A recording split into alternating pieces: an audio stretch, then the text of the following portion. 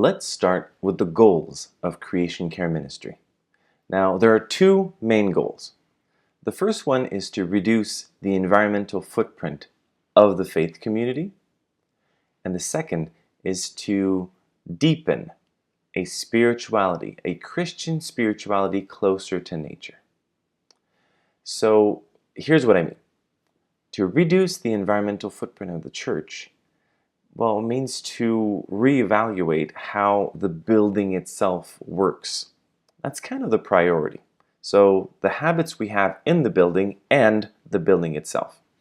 Now, the amount of greenhouse gases and the amount of energy necessary to keep these buildings running is by far our priority. But it's also for the administrators of the church the toughest challenge. Because with the donations that are given, obviously it's not that easy to start spending so much money and sometimes not always understanding the return. Okay, so talking about the envelope, talking about the building itself, that's one of the priorities. And also, well, changing the habits in the church. Like, for example, not using styrofoam cups, but using ceramic mugs, or doing all of the things like recycling and not printing too much, and not wasting so much light, turning off the light if we're not in those places. So maybe even these little posters everywhere, just to remind people, don't use too much water, don't forget to turn off the light, you don't need to print so much. So there you go. And then by raising awareness, we're actually helping people in the congregation to get new habits outside. So we're greening the faith community by starting with the church, that then acts like a lighthouse, and then other changes come with the people from the congregation. The second one is to deepen eco-spirituality and Christian spirituality closer to nature. And we can do that by many ways, with retreats, or just, preaching on Sunday a little bit more often on creation care, helping people in the youth groups, catechesis, faith education. So there are lots of ways to deepen that spirituality. But why is it so important? Well, because that spirituality will actually influence greatly the attitudes and the values, which then make it easier to change one's habit, because deep inside you know what's right.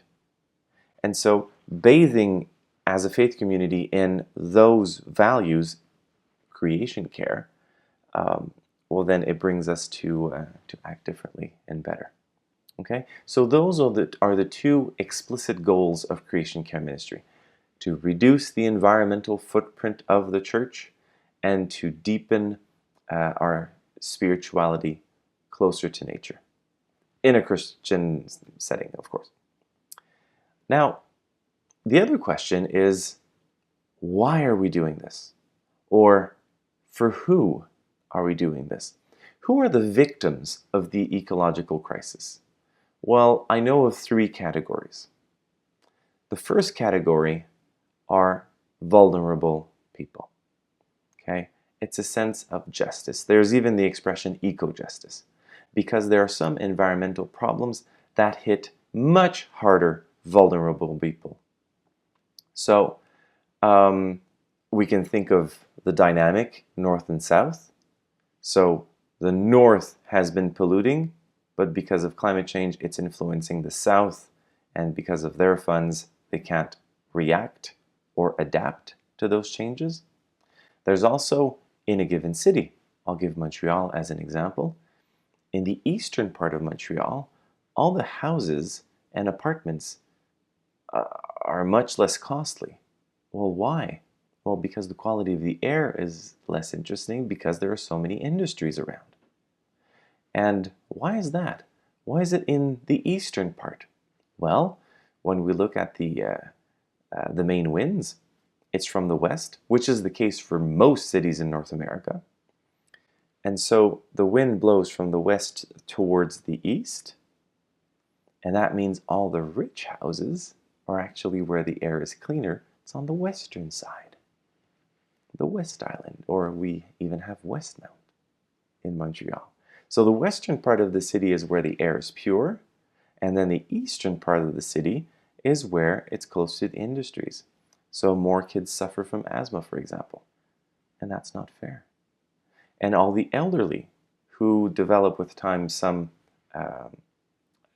problems with their lungs, well, that's just not fair. So first category of the victims are the vulnerable people. The second are future generations. We need that to help the future generations, obviously.